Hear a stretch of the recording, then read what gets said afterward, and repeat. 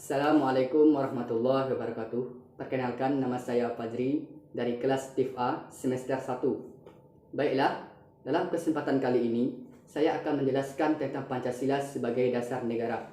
Sebelumnya, apakah kalian tahu apakah itu Pancasila? Pancasila adalah ideologi dasar bagi negara Indonesia. Nama Pancasila terdiri dari dua kata dari Sanskerta, yaitu Panca artinya lima, Sila artinya prinsip atau asas. Jika digabungkan berarti lima asas atau prinsip. Selanjutnya, hubungan Pancasila dengan Undang-Undang 1945 terbagi menjadi dua hubungan, yaitu hubungan secara formal dan hubungan secara material. Di dalam hubungan secara formal, rumusan Pancasila sebagai dasar negara sudah tercantum dalam pembukaan Undang-Undang 1945 alinea keempat. Dan hubungan secara material yang dibahas oleh BPUPKI yang pertama adalah dasar dan filsafat Pancasila baru yang kemudian dimuat dalam pembukaan Undang-Undang Dasar 1945. Selanjutnya, hubungan Undang-Undang Dasar Negara Republik Indonesia 1945 yang memuat Pancasila dalam batang tubuh Undang-Undang Dasar 1945 terdapat dua sifat, yaitu bersifat kasual, yakni pengertian pembukaan Undang-Undang 1945 merupakan penyebab keberadaan batang tubuh Undang-Undang Dasar itu sendiri. Dan sifat yang kedua yaitu bersifat organis, di mana pembukaan dan batang tubuh Undang-Undang Dasar 1945 menjadi kesatuan yang tidak dapat terpisahkan. Selanjutnya, terdapat 4 pokok pikiran di antaranya. 1. Persatuan. 2. Keadilan sosial. 3. Kedaulatan rakyat. Dan yang keempat, ketuhanan yang Maha Esa. Selanjutnya, keseluruhan batang tubuh Undang-Undang Dasar 1945 dikelompokkan menjadi 3 bagian yang berisi pasal-pasal. Yang pertama, pasal tentang pemerintahan negara dan kelembagaannya. Yang kedua, pasal yang mengatur hubungan antara negara dan penduduknya. Yang ketiga, pasal yang berisi materi berupa aturan-aturan. Lalu, apa saja implementasi Pancasila dalam kehidupan khususnya bermasyarakat?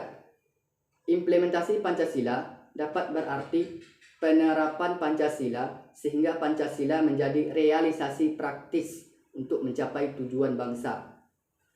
Realisasi praktis itu realisasi praktik. Selanjutnya, apa aja sih contoh implementasi tersebut? Pada sila pertama, contohnya yaitu saling menghargai dan menghormati antar umat beragama.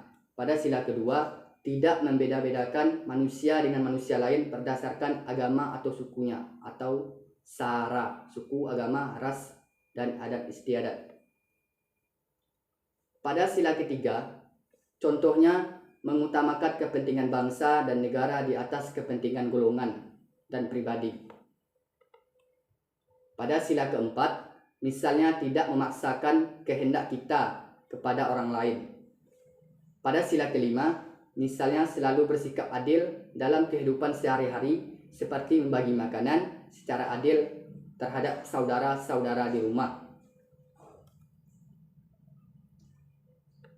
Selanjutnya, saya akan membahas pengimplikasian Pancasila dalam berbagai bidang. Terdapat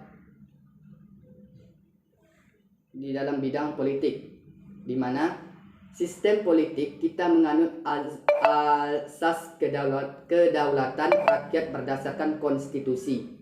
Diaturnya Undang-Undang Dasar dalam penggunaan kekuasaan. Contoh-contoh bagi kita seperti memupuk cinta tanah air dalam masing-masing kita serta senantiasa menaati undang-undang yang berlaku.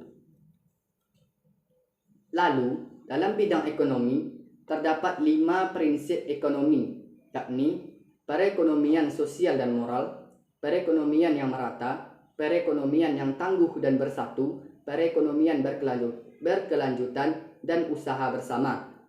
Dan yang terakhir, yakni perekonomian yang terkendali, kebijakan beradilan.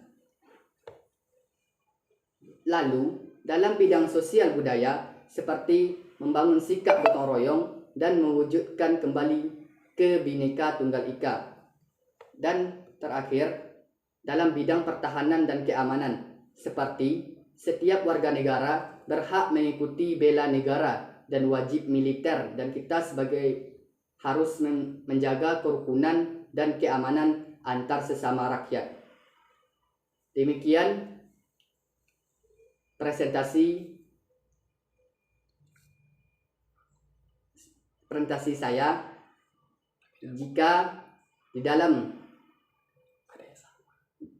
dalam presentasi ini terdapat kesalahan, baik di dalam kata-kata ataupun gaya tubuh yang saya lakukan, saya mohon dimaafkan. Saya sudahi dengan wabillahi taufiq wal hidayah. Assalamualaikum warahmatullahi wabarakatuh.